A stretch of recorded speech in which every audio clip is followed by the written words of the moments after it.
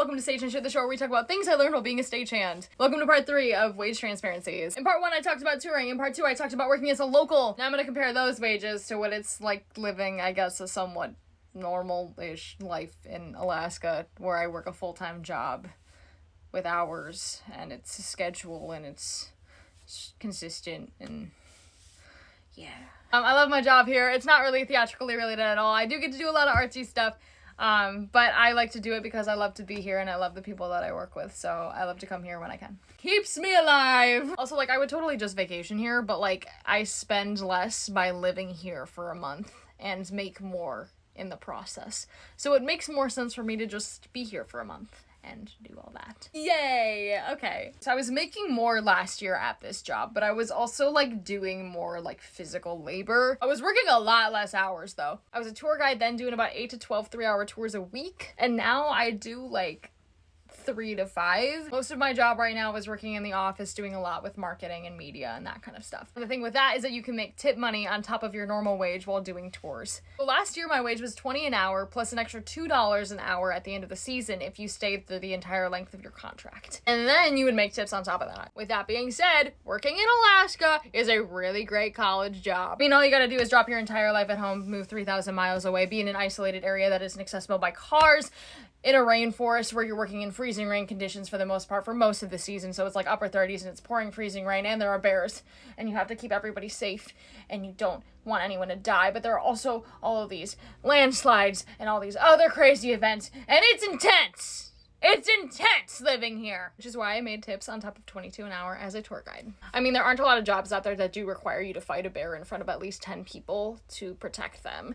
So I mean, maybe I should get paid more. But that's just kind of boring. I don't make an extra $2 an hour. I'm just making $20 an hour. So at the end of the week after taxes, I'm making about $700. But the bears are also outside of my office and not inside of my office. No, but they are literally outside of my office. I have looked outside my window and seen them before. It's kind of... But I'll talk about last year's wages when I was mostly a tour guide. I was working anywhere between 25 to 35 hours a week. I mostly averaged about 30 a week or less. I was also a full-time student online, so that's kind of why I didn't work 40 hours a week. I needed to give myself time to do like 3 hours of homework every single night. The least amount of tips I made in a week was $100, but that was doing 5 tours. And the most I made in tips in a week was $340 doing 8 tours. So on average, I make about $27 in tips per tour, and by the end of the season, I had $3,311.30 in tips in 4 months-ish for 123 tours that I did. Our full-time guides had about 12 tours per week, and yeah, I maxed out at like 8 most weeks. So I could have made a lot more, but I didn't want to die, and I wanted to have time to do things, so I just didn't work as much. So for the 16 weeks I worked there, I made $10,701.79.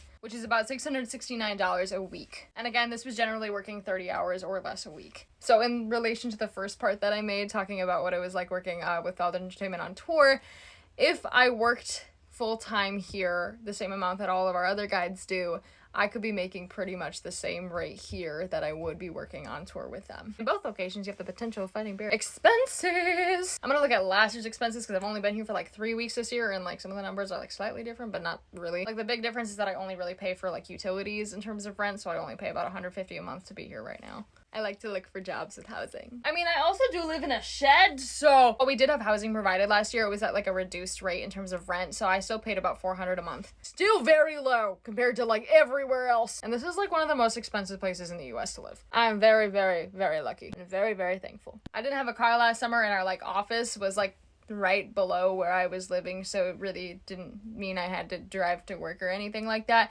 So in transportation, I spent only $10 a month, and that was for the city bus to get downtown sometimes and some other places. Living expenses and tourism things were about $372 a month. Again, it was one of those situations where I came in here not really having everything that I needed because I didn't really know what I needed, so I bought things here, and I also bought like souvenirs and stuff like that because I do have to pay for my flights here and home, and that is just over $500 round trip. With luggage, I'm just gonna say it's $600. So for 4 months, that would be $150 a month. So for food, I would have to buy my own groceries, and I did go out to eat once or twice or 3 times a week just so I could give recommendations to people I was giving tours to. But I did a ton of meal prepping, and a lot of my grocery bills were like $75 or less for 2 weeks. And these are like Alaska prices, people. So in total, food for the month was only $371. But yeah, when I was getting groceries, I would buy a lot of fresh produce, I'd watch all the sales and all that other kind of stuff. I wanted to spend as as little as I could while I was working. And I tried to keep all of my expenses like under the cost of what I was making in tips. So again, I could save my entire salary. My phone bill was $127. Even though I wasn't driving my car loan was $261 a month. I would sometimes pay 4 payments in 1 month because I did want to pay off my car before graduating college, but I didn't pay car insurance because my sister was driving my car. So yeah, living in Alaska last year cost me about $1,691 a month, while I was making a little under $4,000 every month. And I'm leaving at the end of July in 2 weeks, so my projected costs for being here this month are $1,384. And I've already made over $2,300 in the 2.5 weeks I've been here, so that's already pretty much paid off. But yeah, that's my life. That's what I make, what I spend. It's like so inconsistent, but you know, it works out. You know, touring, doing gig work, doing contract work, it's never going to be a stable life to live, but if you were good at budgeting, you can make it work out for yourself. Obviously, expenses are going to change in the future, like health insurance, but I don't know what that's going to be like because every job is different and has different benefits and different housing things and all that kind of stuff. In an ideal situation, I like to ship myself off to work and then have a couple months of the year where I'm not working just so I can spend time with family and do a bunch of traveling and do what I want to do. So I go and I do a contract and I work a lot of hours, make a lot of money, spend very, very little if I can, and then in my off time is when I really spend most of my money. I'm also saving for retirement. I didn't really list that out in any of the budgets because that's just its own little thing, but I do put some of my extra money aside for that as well. Yay, finances! Alright, that's all I have to say. Thank you for watching. Stay spicy, y'all!